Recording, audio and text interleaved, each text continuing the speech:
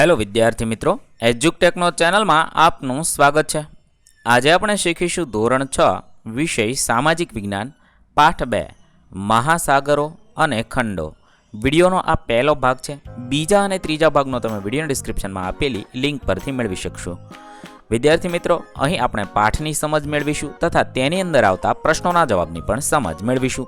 તો ચાલો શીખીએ પાઠ 2 મહાસાગરો અને ખંડો।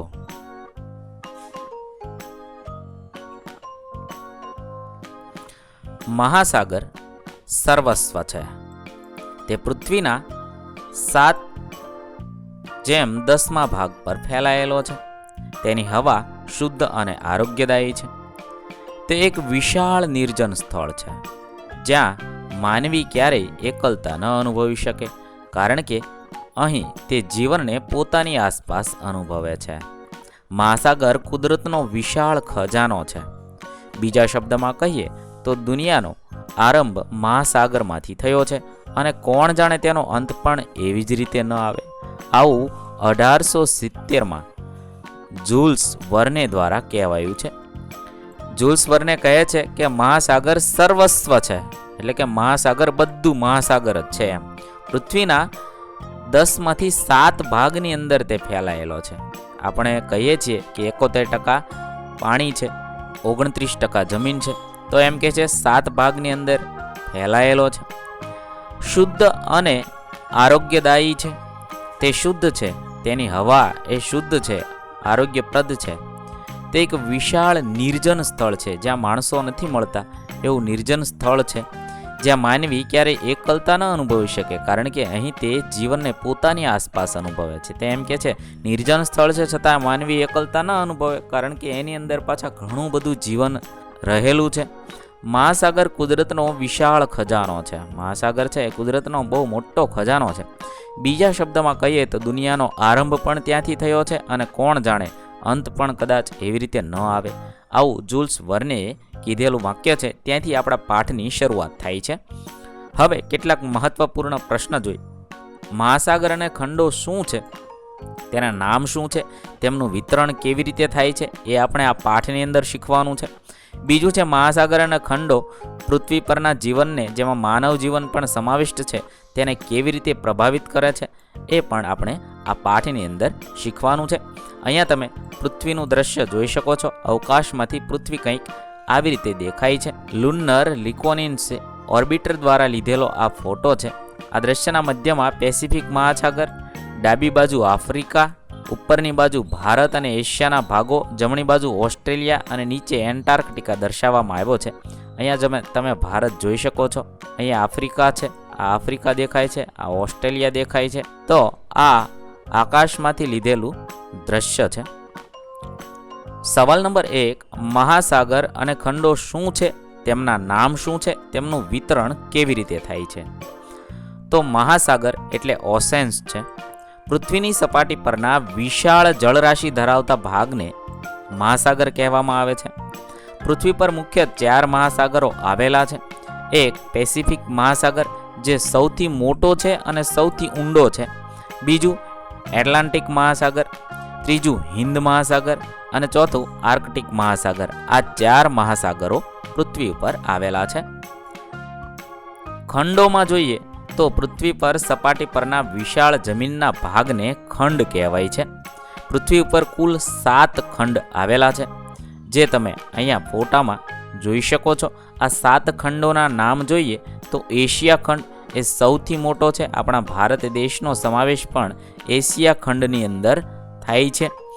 બીજું છે આફ્રિકા, જે તમે અહીંયા કેસરી કલરમાં જોઈ શકો છો, આફ્રિકા ખંડ છે। પછી ઉત્તર અમેરિકા, આટલો વિસ્તાર છે એને ઉત્તર અમેરિકા ખંડ કહ્યો છે। પછી અહીંયા નીચે જ દક્ષિણ અમેરિકા ખંડ છે। પછી એન્ટાર્કટિકા ખંડ, જે અહીંયા નીચે બરફ આચ્છાદિત છે એને એન્ટાર્કટિકા ખંડ કહે છે। પછી યુરોપ, જે એશિયાની બાજુમાં અને આફ્રિકાની ઉપર આવેલો છે। અને પછી ઓસ્ટ્રેલિયા અહીંયા આવેલો છે। આ રીતે કુલ પૃથ્વીના ભાગને, જે જમીનના ભાગો છે, એને 7 રીતે વિભાજિત કરવામાં આવ્યા છે, એને 7 ખંડો કહ્યા છે। હવે એનું વિતરણ, અહીંયા પૃથ્વીનો ગોળો છે ને, આવી રીતે આપણો પૃથ્વીનો ગોળો હોય એના 2 ભાગ કર્યા। આ ઉપરના ભાગને ઉત્તર ગોળાર્ધ કીધું અને દક્ષિણના ભાગને દક્ષિણ ગોળાર્ધ કીધું. ઉપરથી જે દેખાય છે તે આ છે અને અહીંયા નીચેથી આપણે જોઈએ તો દેખાય એ આ છે. આવી રીતે અહીંયા ચિત્ર આપેલા છે. પૃથ્વીની સપાટીના કુલ ક્ષેત્રફળના લગભગ 71% વિસ્તારમાં પાણી છે. આ બ્લુ દેખાય છે તે બધું પાણી છે. આ બધું પાણી છે અને 29% ભાગની અંદર જમીન ખંડો એટલે કે ખંડ આવેલા છે. આ બધા જે જમીન છે, ઉત્તર ગોળાર્ધમાં જમીનનું પ્રમાણ વધુ છે. આ ઉત્તર ગોળાર્ધનો ભાગ છે, મેં તમને કીધું ઉપરથી દેખાય તે અહીંયા જમીન વધુ દેખાય છે. દક્ષિણ ગોળાર્ધ આ નીચેનો ભાગ છે, પૃથ્વીનો દક્ષિણ ભાગ, તેની અંદર પાણી વધુ જોવા મળે છે. 2 મહાસાગર અને ખંડો પૃથ્વી પરના જીવનને, જેમાં માનવ જીવન પણ સમાવિષ્ટ છે, તેને કેવી રીતે પ્રભાવિત કરે છે? તો મહાસાગરો અને ખંડો માનવ જીવન અને સમગ્ર સજીવ સૃષ્ટિ પર ઊંડી અસર કરે છે. 1 આબોહવાનું નિયમન. મહાસાગરો પૃથ્વીના તાપમાનને સંતુલિત રાખે છે. ભેજવાળા પવનો દ્વારા વરસાદ લાવવામાં મુખ્ય ભૂમિકા ભજવે છે, જે ખેતી અને જીવન માટે અનિવાર્ય છે. ખોરાક અને સંસાધનો. મહાસાગરોમાંથી આપણને માછલીઓ અને અન્ય દરિયાઈ ખોરાક મળે છે. ખંડો પરની જમીન આપણને અનાજ, ફળ અને શાકભાજી પૂરા પાડે છે. આ ઉપરાંત ખનિજ તેલ અને કુદરતી વાયુ પણ આ સ્ત્રોતોમાંથી મળી રહે છે. પરિવહન અને વ્યાપાર. મહાસાગરો આંતરરાષ્ટ્રીય વ્યાપાર માટે સૌથી સસ્તા જળ માર્ગો પૂરા પાડે છે. ખંડો પર રસ્તાઓ અને રેલવે દ્વારા વાહન વ્યવહાર શક્ય બને છે. નિવાસ સ્થાન. 7 ખંડો વિવિધ પ્રકારની સંસ્કૃતિઓ, પ્રાણીઓ અને વનસ્પતિઓ માટે રહેઠાણ પૂરું પાડે છે. જમીનની ફળદ્રુપતા અને પાણીની પ્રાપ્યતા માનવ વસવાટના કેન્દ્રો નક્કી કરે છે. હવે આપણે પૃથ્વીના ગોળાએ જોઈએ અને ધીમે ધીમે તેને ફેરવીએ. પૃથ્વીનો ગોળો તમારે જોવાનો છે અને ફેરવતું જવાનું છે. તમે ચંદ્ર પરથી લવાયેલા પૃથ્વીના ફોટા પણ જોઈ શકો છો. ચંદ્ર ઉપરથી પૃથ્વીના ફોટા જે લેવાયેલા હોય તે જોવાના છે, જે આપણે પાઠની શરૂઆતની અંદર પણ એક પૃથ્વીના ગોળાનો ફોટો જોયો. સૌથી વધુ કયો રંગ દેખાય છે? ચોક્કસપણે તમને વાદળી રંગ દેખાતો હશે. પૃથ્વીના ગોળામાં ઉપરથી તમે જુઓ તો વાદળી રંગ સૌથી વધુ દેખાય છે. પરંતુ તે શું દર્શાવે છે? તમે જવાબનો અંદાજ લગાવી લીધો હશે. તે જળ દર્શાવે છે. જે વાદળી રંગ છે એ વધુ દેખાય છે, એનું કારણ શું છે? તે પાણી દર્શાવે છે. તેનો અર્થ એ થાય કે પૃથ્વીના મોટા ભાગની સપાટી પાણીથી ઘેરાયેલી છે. પૃથ્વીનો 3/4 એટલે ચોથામાંથી ત્રીજો ભાગ પાણી છે. આ જ કારણે અવકાશમાંથી જોતા પૃથ્વી વાદળી દેખાય છે. વધુ પડતું પાણી હોવાને લીધે પૃથ્વી ઉપર ઝાઝું પાણી છે, એટલા માટે અવકાશમાંથી આપણે પૃથ્વીને જોઈએ ને ત્યારે આપણને વાદળી દેખાય છે. એટલે જ પ્રારંભ અવકાશ યાત્રોએ પ્રેમથી પૃથ્વીને વાદળી ગ્રહ તરીકે સંબોધી હતી. શરૂઆતમાં જ્યારે અવકાશયાત્રીઓ અવકાશમાં જતા અને તેને પૃથ્વી દેખાતા વાદળી કલરની દેખાતી હતી, એટલે એને વાદળી ગ્રહ તરીકે પહેલાં પૃથ્વીને એમણે સંબોધી હતી. એટલે પૃથ્વીને પહેલાં વાદળી ગ્રહ કહેતા હતા. પૃથ્વી પણ આપણે જે સૌથી મોટા જળ વિસ્તાર જોઈએ છે તેને મહાસાગર કહેવામાં આવે છે. પૃથ્વી ઉપર જે સૌથી મોટા જળના વિસ્તારો જોવા મળે છે, વધુ પાણી જોવા મળે છે, તેના પણ ભાગ પાડેલા છે. જેવી રીતે 7 ખંડના ભાગ પાડ્યા છે, એવી રીતે પાણીના પણ 4 ભાગ પાડ્યા. આપણે એને મહાસાગરો તરીકે ઓળખવામાં આવે છે. ચિત્ર 2.1માં દર્શાવેલા પૃથ્વીના ચિત્રમાં તમને બીજો એક રંગ બદામી પણ દેખાશે, જે જમીનનો રંગ છે. જે ચિત્રની અંદર આપણે જોયું, જમીન અને પાણી બે જોવા મળે છે, જે પૃથ્વીના લગભગ 1/4 ભાગ છે. પૃથ્વીના 4 ભાગ કરીએ એમાંથી 1 ભાગ જેટલી જમીન આપણી પૃથ્વી પર આવેલી છે. આ એક મોટા ભૂમિભાગને ભૂખંડ કહેવામાં આવે છે અને જમીનના એક મોટા સતત વિસ્તૃત ભાગને ખંડ કહેવામાં આવે છે. આવી રીતે જમીનનો એક મોટો ટુકડો હોય એને ખંડ કહેવાય છે. આવા 7 ખંડમાં પૃથ્વી વિભાજિત છે, જે આપણે આગળ જોયું. મહાસાગર અને ખંડો પૃથ્વીની આબોહવાને નિર્ધારણ આપવામાં મહત્વપૂર્ણ ભૂમિકા ભજવે છે.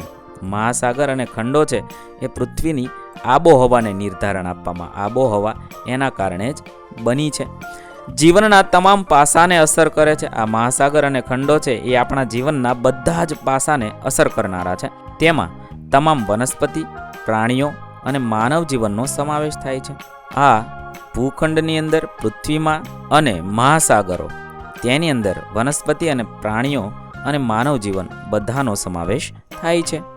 આપણે આપણા સમગ્ર ઇતિહાસ, સંસ્કૃતિ અને આપણા દૈનિક જીવનમાં તેની અસર જોઈએ છીએ. આની અસર આપણા રોજબરોજના જીવનમાં પણ જોવા મળે છે. હવે ચૂકશો નહીં, અહીંયા એક સરસ મજાનો લોગો આપેલો છે, એટલે પ્રતીક અથવા ચિહ્ન જેને કહેવાય. પર આદર્શ વાક્ય લખ્યું છે શમ નો વરુણઃ. આ ભારતીય નૌકાદળનો પ્રતીક છે. શેનું છે? ભારતીય નૌકાદળ એનું ચિહ્ન છે, જેનો અર્થ થાય છે આ શવ નો વરુણઃ એવું લખ્યું છે.